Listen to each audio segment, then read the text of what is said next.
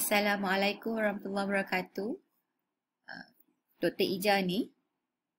Hari ini saya akan membentangkan berkaitan dengan perancangan pengajaran untuk kursus PGA 103 semester 1 sidang akademik 2020-2021. Baik, kuliah kita akan berlangsung pada hari Rabu jam 2 hingga 4 petang secara online menggunakan platform Webex.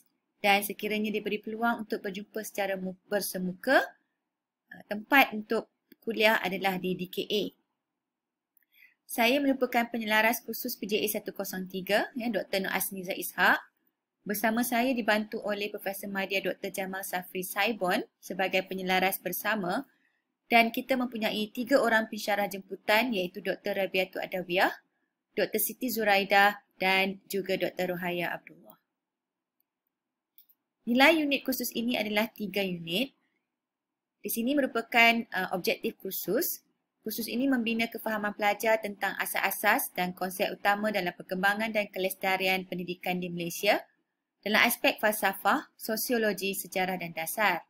Selain daripada itu, kursus ini juga memupuk keprihatinan pelajar terhadap kemajemukan budaya, inovasi dalam pendidikan, kepentingan kolaborasi dengan agensi luar, integrasi kaum dan tumpuan terhadap kumpulan bottom billion. Dan anda juga akan memahami konsep sekolah, peranan guru dan isu-isu yang berkaitan dengan pendidikan. Kursus ini akan dikendalikan selama 14 minggu dan jika disertakan dengan cuti pertengahan semester, jumlah minggu adalah 15 minggu. Ini merupakan paparan berkaitan dengan maklumat kuliah bermula daripada minggu 1 sehinggalah minggu ke-15 iaitu ulang kaji semua topik. Jadi anda boleh melihat setiap minggu dan apakah tajuk-tajuk yang akan dibentangkan, siapakah pensyarah dan apakah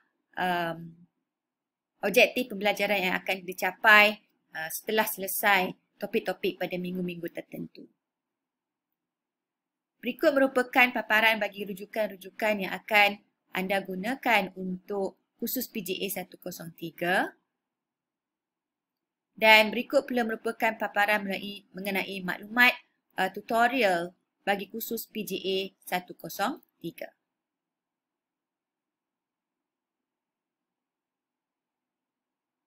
Untuk penilaian kursus ini akan terbahagi kepada 2 penilaian iaitu penilaian kerja kursus sebanyak 40%, diikuti dengan penilaian peperiksaan sebanyak 60%. Perincian bagi penilaian kerja khusus adalah terbahagi kepada 3 iaitu projek ataupun khidmat komuniti yang bernilai 20% pemberatan, jumlah pemberatan. Diikuti dengan ujian sebanyak 10% pemberatan dan persembahan sebanyak 10% persembahan. Untuk projek khidmat komuniti, tarikh akhir serahan adalah pada 7 Disember 2020. Untuk ujian, ia akan dilaksanakan pada 23 November 2020 dan persembahan pada setiap minggu tutorial. Video berkaitan dengan persembahan pada minggu tutorial akan diberi selepas ini. Baik, berikut dipaparkan berkaitan dengan catatan ataupun huraian kerja khusus PGA 103. Untuk kerja khusus yang pertama iaitu khidmat komuniti yang bernilai 20%, anda perlu mencari 10 orang dalam kumpulan anda yang terdiri daripada pelbagai etnik sekiranya ada dan perlu menyediakan modul bagi 2 aktiviti yang bertujuan mengasah kemahiran pelajar dalam kemahiran-kemahiran tertentu. Antara contoh kemahiran adalah seperti berikut iaitu kemahiran berfikir secara kritis, kemahiran menyelesaikan masalah, kemahiran berfikir secara kreatif, kesedaran sivik, semangat patriotisme, sensitiviti budaya dan yang lain-lain lagi yang difikirkan sesuai. Maka 10 orang tersebut hanya perlu memilih satu contoh kemahiran saja daripada senarai yang diberikan dan perlu menghasilkan modul yang mengandungi 2 aktiviti. Maka satu topik, satu modul dengan 2 aktiviti berkaitan dengan kemahiran-kemahiran yang telah dipilih. Satu kemahiran yang telah dipilih.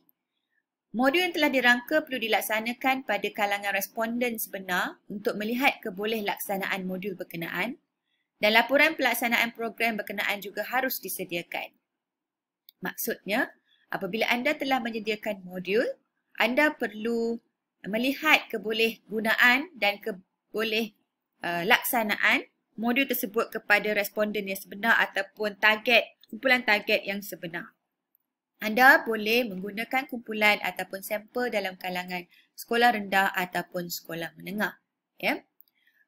Setelah menjalankan projek bersama komuniti menggunakan modul yang telah dihasilkan, anda perlulah melakukan laporan mengikut format laporan berikut.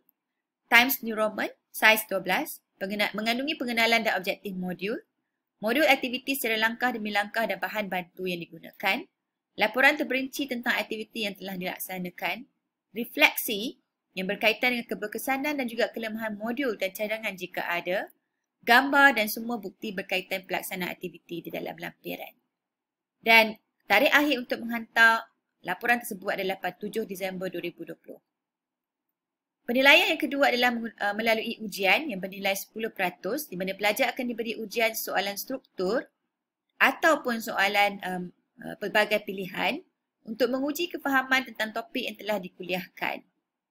Soalan ujian berbentuk struktur ini mengandungi 20 soalan. Pemberatan markah ialah 10%. Dan penilaian kerja kursus yang terakhir adalah melalui persembahan yang bernilai 10%. Persembahan penyampaian akan diambil kira sebanyak 10%. Persembahan penyampaian perlu dilakukan secara kreatif menggunakan kaedah selain cara pembentangan biasa seperti perbahasan, lakonan dan seumpamanya.